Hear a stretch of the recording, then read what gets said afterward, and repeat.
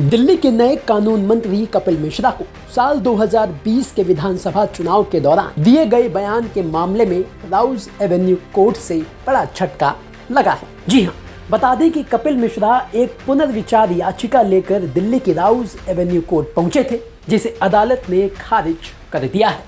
अब क्या है ये पूरा मामला और आखिर राउज एवेन्यू कोर्ट ने कपिल मिश्रा की पुनर्विचार याचिका को खारिज क्यों किया, चलिए ये आपको हम डिटेल में बताते हैं। दरअसल राउज एवेन्यू कोर्ट में कपिल मिश्रा ने जो पुनर्विचार याचिका दाखिल की थी वो साल 2020 के विधानसभा चुनाव से जुड़ी है, जब बीजेपी के टिकट पर मॉडल टाउन से चुनाव लड़ रहे कपिल मिश्रा ने सोशल मीडिया पर एक पोस्ट कर ये लिखा कि चुनाव के दिन 8 फरवरी को दिल्ली की सड़कों पर भारत बनाम पाकिस्तान का मुकाबला होगा। कपिल मिश्रा के इस बयान को लेकर रिटर्निंग ऑफिसर ने शिकायत दर्ज कराई और इस मामले में 11 नवंबर साल 2023 को आरोप पत्र दाखिल किया गया, जिसके बाद तत्कालीन अतिरिक्त मुख्य मेट्रोपॉलिटन मजिस्ट्रेट प्रियंका राजपूत की अदालत ने जून 2024 को समन जारी कर दिया, जिसके एक महीने बाद यानी कि जुलाई 2024 में कपिल मिश्रा ने राउज एवेन्यू कोर्ट में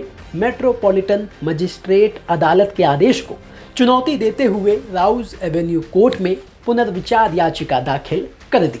अब इसी याचिका पर सुनवाई करते हुए राउज एवेन्यू कोर्ट ने कपिल मिश्रा की पुनर्विचार याचिका को खारिज करते हुए अपने आदेश में ये कहा, बीजेपी नेता कपिल मिश्रा जो अब दिल्ली के कानून और न्याय मंत्री हैं, उन्होंने 2020 में धर्म के आधार पर दुश्मनी को बढ़ावा देने और नफरत फैलाने के लिए पाकिस्तान शब्द को बहुत कुशलता से गढ़ा था। वह चुनाव अभियान में होने वाले सांप्रदायिक ध्रुवीकरण के प्रति बेपरवाह हैं ताकि केवल वोट हासिल किए जा सके।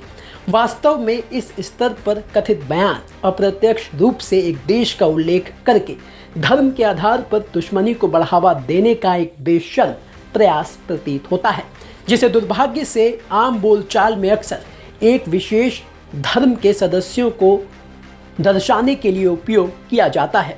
किसी को प्रत्यक्ष रूप से ऐसा करने की इजाज़त नहीं दी जा सकती, जो आरपीए एक्ट की धारा 125 द्वारा प्रतिबंधित हो।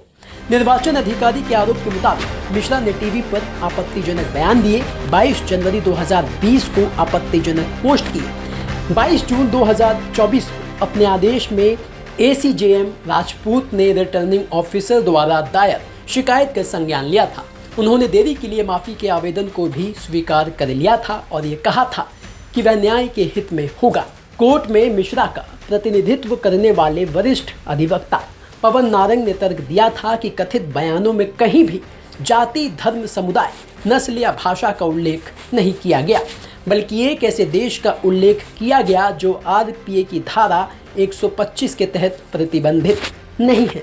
यह दलील पूरी तरह से बेतुकी और अस्वीकार्य है। कथित बयान में किसी खास देश का अंतर्निहित संदर्भ एक खास धार्मिक समुदाय के लोगों के लिए एक स्पष्ट संकेत है, जो धार्मिक समुदायों के बीच दुश्मनी पैदा करने के लिए स्पष्ट है।